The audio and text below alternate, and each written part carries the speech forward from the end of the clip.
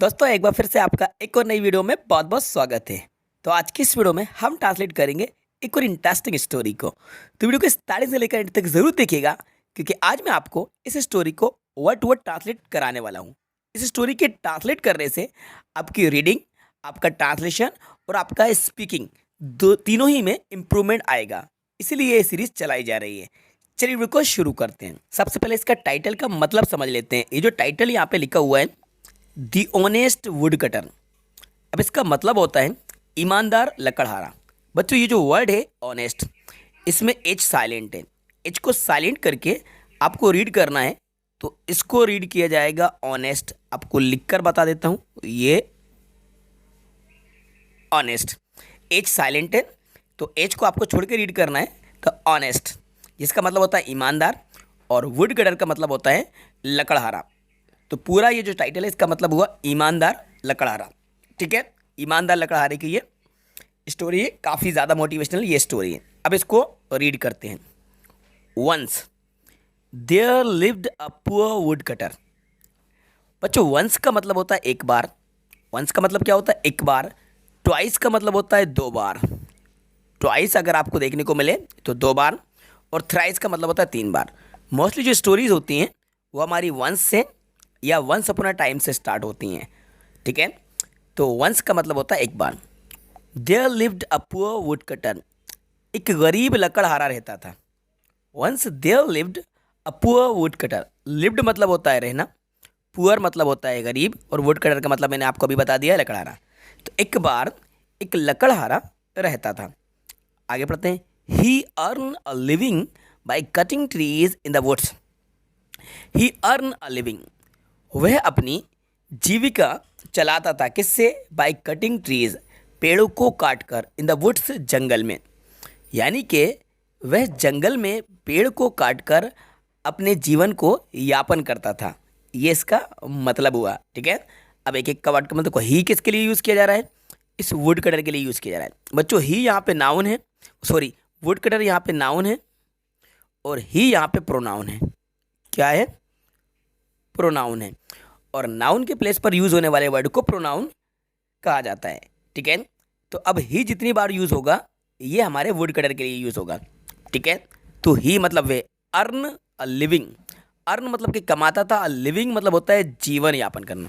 ठीक है, by cutting trees in the woods, मतलब कि ट्रीज को काट कर, वुड्स मतलब होता है यहाँ पे जंगल, जंगल में पेड़ों को काटकर वह अपनी जीविका चलाता था, यानी कि अपना जीवन यापन करता था। ये इसका मतलब हुआ। आगे समझते हैं। One day he was cutting would on the bank of a river. One day मतलब होता है एक दिन।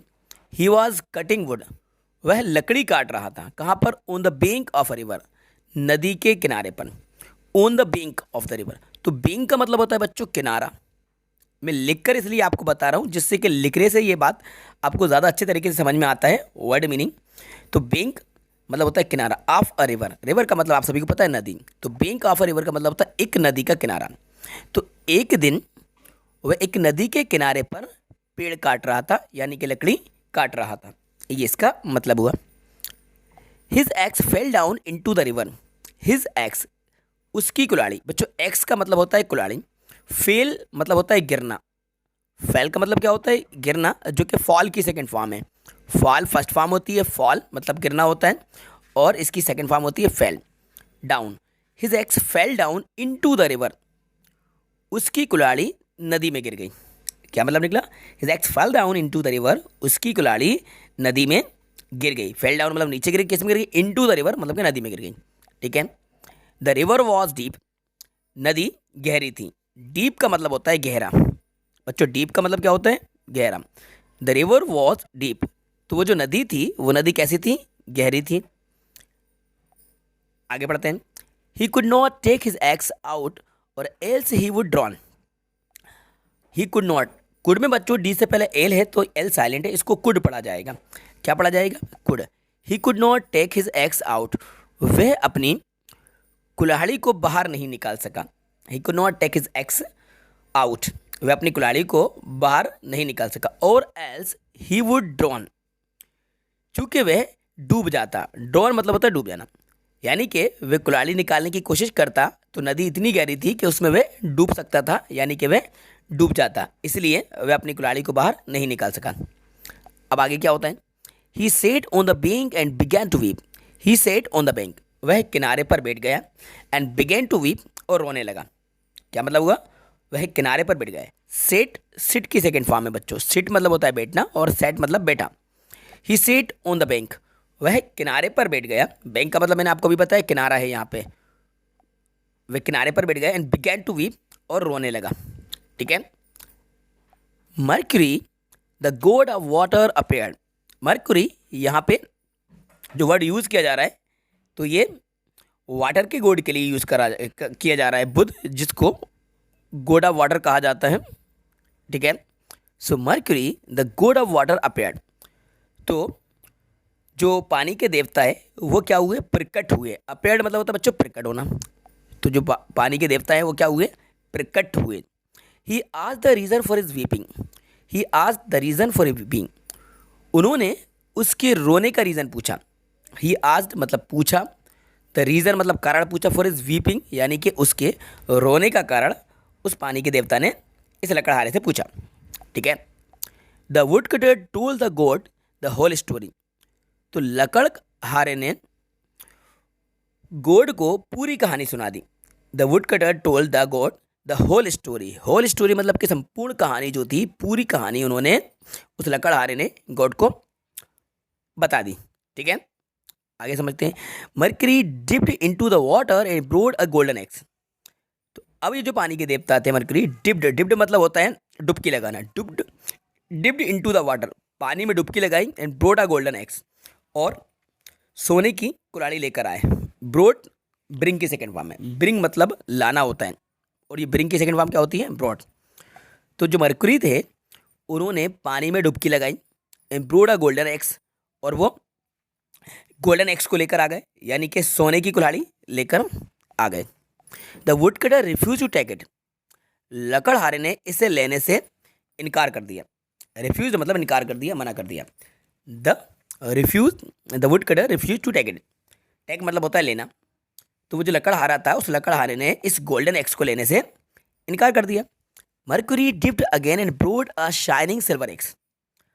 अब वो जो मर्कुरी थे यानी कि पानी के जो देवता थे उन्होंने दोबारा से डुबकी लगाई, dipped again and brought a shining silver axe, और अब ये चांदी की चमचमाती हुई कुल्हाड़ी लेकर आए। कौन सी कुल्हाड़ी लेकर आए, चांदी की, सिल्वर एक्स को लेकर आए, चमचमाती। ठीक है। आगे क्या होता है, the would cutter did not take it either.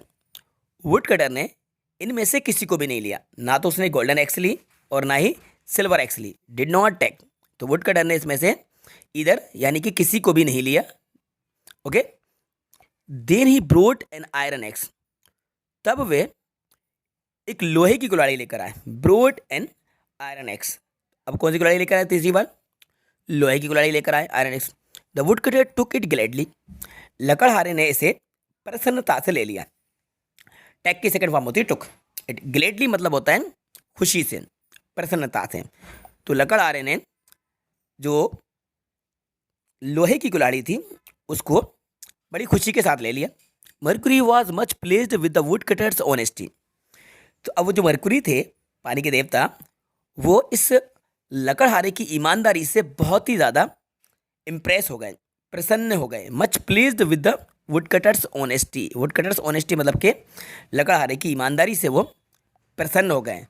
ना तो उसने गोल्डन एक्स ली ना सिल्वर एक्स ली, उसने वही एक्स को एक्सेप्ट करा जो उसकी थी, यानी कि आयरन एक्स।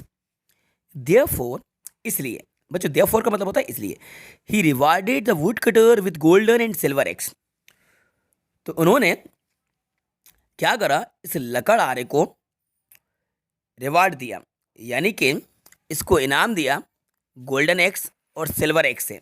यानी कि गॉड ने क्या करा, लकड़हारे को गोल्डन एक्स भी दे दी और उसको सिल्वर एक्स भी दे दी, यानी कि इसको रिवार्ड करा। रिवार्ड मतलब होता है यहाँ पे इनाम देना, तो इसको प्रोत्साहित करने के लिए रिवार्ड कर दिया, गोल्डन एड एक्स और सिल्वर एक्स दोनों ही कुल्हाड़ियाँ उसको दे दी। ठीक है स्टूडेंट, तो ये थी काफ़ी ज़्यादा मोटिवेशनल स्टोरी जो मैंने आपको वर्ड टू वर्ड एक्सप्लेन करा दी है। आई होप ये स्टोरी आपको पसंद आई होगी।